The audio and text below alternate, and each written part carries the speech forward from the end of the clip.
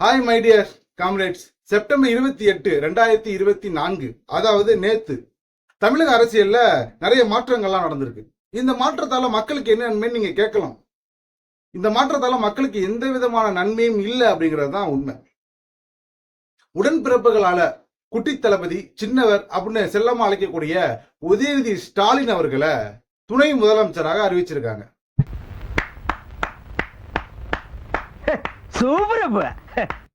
இந்த நியூஸ் எனக்கு கேட்ட உடனே எனக்கு ஒரு குட்டி கதை தான் ஞாபகம் வந்துச்சு. ஆகாது, தொலைன்னு இருக்கும். வாட்ச் கையிலேயே நிக்காது. அந்த சேர்லாம் உட்காரலாமா வேணாமா, அது அவனுக்கு தகுதியா இல்லையா அதெல்லாம் அவனுக்கு தெரியாது. அப்பா சட்டை. திமுக திரும்பவும் நாங்க திராவிட அரசியல்ன்ற போர்வையில வாரிசு அரசியல் தான் பண்றோம் அப்படிங்கறத நிரூபிச்சிருக்காங்க. இப்ப எதற்காக இந்த துணை முதலமைச்சர் பதவி, இந்த துணை முதலமைச்சர் பதவிக்கு உதயநிதி ஸ்டாலின் அவர்கள் தகுதியானவரா இல்லையா அப்படிங்கறதெல்லாம் மிகப்பெரிய பஞ்சாயத்து. அந்த பஞ்சாயத்தை அப்புறம் பேசுவோம், கண்டிப்பா பேசுவோம்.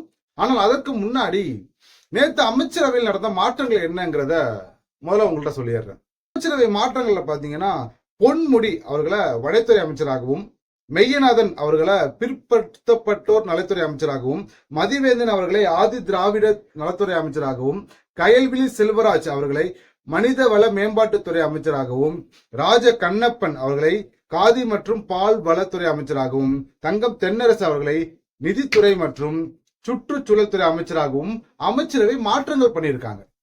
இது மட்டும் இல்லாமல் ராமச்சந்திரன் அவர்களை, அதாவது அமைச்சரவையிலிருந்து நீக்கப்பட்ட ராமச்சந்திரன் அவர்களை அரசு கொறடாவாக நியமிச்சிருக்காங்க. இது மட்டும் தானா அப்படின்னு கேட்டீங்கன்னா கிடையாது. இன்னும் சில புதிய அமைச்சர்களும் இருக்காங்க.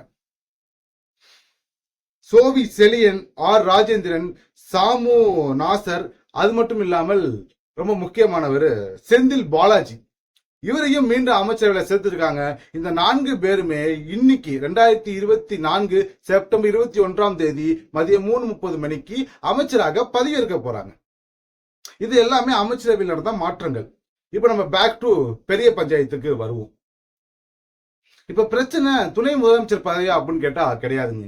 ஏன்னா முதலமைச்சருக்கு உடல்நல பிரச்சனைகள் இருக்கலாம், இல்ல வேறு பிரச்சனைகள் இருக்கலாம், இல்ல ஒர்க் அதிகமா இருக்கலாம். எல்லா பிரச்சனைகளையும் முதலமைச்சரால கவனம் செலுத்த முடியல, இல்ல முதலமைச்சர்களால பார்க்க முடியல. அதுக்காக ஒரு துணை முதலமைச்சர் பதவி கண்டிப்பா வேணும் அப்படிங்கறதெல்லாம் எந்த விதமான தவறுமே கிடையாது. ஆனால் அந்த பதவிக்கு நம்ம தேர்ந்தெடுக்கிற நபர் தாங்க முக்கியமான ஒரு விஷயம். உதயநிதி ஸ்டாலின் எதற்காக துணை முதலமைச்சராக தேர்ந்தெடுத்தாங்க?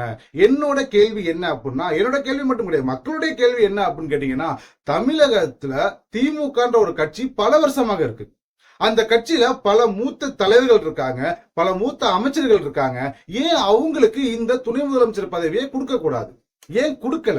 எதனால உங்களுடைய வாரிசு அரசியல மீண்டும் மீண்டும் தொடர்ந்து நடத்திட்டே வரீங்க? எதற்காக உதயநிதி ஸ்டாலின் அவர்களுக்கு துணை முதலமைச்சர் பதவி கொடுத்திருக்கீங்க? வெறும் 5 வருஷம் மட்டுமே அரசியல் அனுபவம் இருக்கக்கூடிய உதயநிதி ஸ்டாலின் அவர்களுக்கு எதற்காக துணை முதலமைச்சர் பதவி? முதலமைச்சர் பதவிக்கு ஏற்ப அவருக்கு அரசியல் அனுபவம் இருக்கா?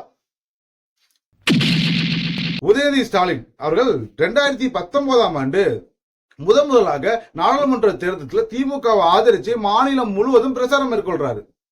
அதே 2019 ஜூலை 4 இளைஞரணி செயலராக அவருக்கு பதவி கொடுக்கிறாங்க. 2021 சேப்பாக்கம் மற்றும் திருவல்லிக்கேணி தொகுதியில சட்டமன்ற உறுப்பினராக போட்டியிடுறாரு. அவரு வெற்றி பெறாரு. மக்கள் அவருக்கு ஓட்டு போட்டு அவரை எம்எல்ஏவா ஆக்குறாங்க. அது வரைக்கும் எந்த தவறும் கிடையாது.